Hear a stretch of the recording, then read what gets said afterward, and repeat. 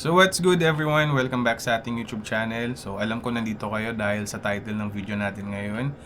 Gusto ko lang sabihin na sobrang saya ko. So stoked and so hyped dahil nabili na natin yung dream action camera natin, which is yung DJI Osmo Action 4. Nga pala, hindi to sponsored ng DJI. Sponsored to ng misis ko dahil binilhan niya tayo ng dream action camera natin. So thank you so much sa asawa ko.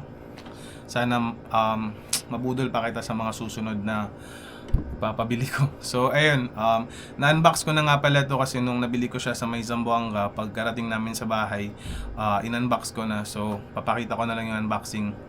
So ayun, unbox na natin. Ayan. So ang muna nating ilalabas is yung accessories. Ayan. Ito yung accessories niya. So yung laman ng accessories niya is andito yung hard case ata tawag dito. Hindi siya yung waterproof case. Hard case ata tawag dito. Ewan ko. First time ko kasing bumili. So hindi rin na-explain sa akin kung ano tawag nito. So pero ang para sa akin siguro hard case kasi matigas siya. So dito sa hard case, sa isang plastic na to, dito na yung ibang accessories. Ito yung extra lens. Pag gusto mong palitan yung lens, extra lens to. Ito yung adhesive mount ata tawag dito. Yung kinakabit sa mga helmet or sa mga plastic na bagay. Ito yun. So, ito yung mount. Mount lang siya. Yung magnetic mount pala. Ito yung magnetic mount, guys. Yan, bubuksan na natin. So, ito yung magnetic mount. Ito yung adhesive case. Hard case pala, sorry. Hard case. Magnetic mount. Ito yung lens, di ko na ilalabas, papakita ko na lang. Ito yung lens. Tapos ito yung adhesive mount na parang kinakabit sa laptop. Hindi ko na siya ilalabas kasi di ko naman siya gagamitin. So ilagay na lang natin sila sa loob ng plastic. Tapos ibalik natin sila sa may accessories. Wait lang, meron pa pala. Ito yung charger niya. USB-C to USB-C tawag nila. Kasi parehong Type-C. Tsaka yung yung lock. Ito yung lock. Pag i-mount mo siya, dito yan siya eh. Dito siya ilalagay. Ayan o. Dito siya ilalagay. So, ayun. So, yung battery pala, actually, pag brand new and sealed tong DJI, nasa labas yung battery. Nasa isang supot din siya. Pero dahil kanina sinet up, kinailangang ilagay yung battery sa loob. So, hindi ko na, sabi ko sa agent, huwag mo nang ilabas yung, yung battery. Diyan na lang sa loob ng DJI. So, eto na guys. Ito na yung action cam. Ito na yung DJI Osmo Action 4. Ang unit. So, ayan. Makikita nyo, wala na siyang sticker sa may camera dito. Wala na siyang, kasi pag brand new and sealed, may sticker pa yan siya dyan. May mga sticker pa yan siya dito. Hindi siya sticker, parang cover lang na sticker cover, parang ganun. So, ipa-power on natin siya para makita nyo. Long press. Ayan. Power on. Ayan. So, dual pala to siya, guys. Dual screen to siya. Ayan, makikita nyo. Ayan yung screen niya sa harap. Kung magsa-selfie daw kayo, makikita nyo yung sarili nyo ganyan. Tapos, ito yung back screen niya. So, yun na yung unboxing natin. So, ang next is ipapakita ko naman yung mga kuha kong clips gamit tong DJI Osmo Action 4 natin. Tapos, kining bahalang humusga kung okay ba, kung maganda ba yung quality. Kasi para sa akin, personal opinion, is napakaganda na talaga ng DJI Osmo Action 4 na to. Pwede na siyang pang vlogging, pwede na siyang pang shoot ng mga extreme sports, pang moto vlogging particularly. Maganda rin siyang gamitin. May mga kuha akong clips. Kinabit ko kasi yung helmet mount sa motor ko mismo. Kasi gusto ko din siyang i-test kung maganda din ba siya. Tsaka gusto kong i-test yung EIS niya, Electronic Image Stabilization niya, or dito sa DJI is yung Rocksteady Plus Horizon Balancing. So, tinest ko sila sa 4K and sa 2.7. So, sa mga motovlogger dyan, kayo na yung humusga kung mapapanood nyo to, kayo na yung humusga kung gusto nyong bumili. Kasi para sa akin, I highly recommend na bumili kayo ng DJI Osmo Action 4 kasi maganda talaga siya pang motovlogging.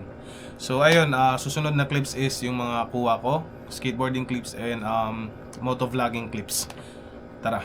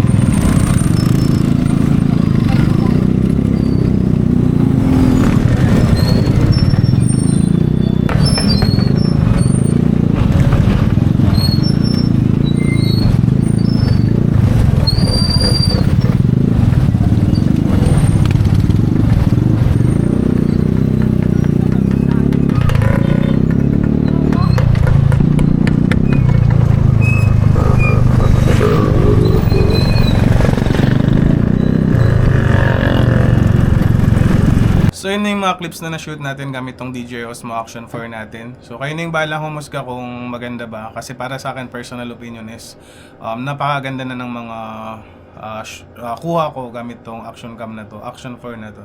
So hindi na ako mag-upgrade pa kasi sabi din sa may DJI sa KCC is ilalabas na daw ng DJI yung DJI Osmo Action 5 na. Pero para sa akin, mag-i-stick na ako dito sa Action 4. So ayun, sa mga gustong mag-subscribe, huwag kayong mahiya, mag-subscribe na kayo.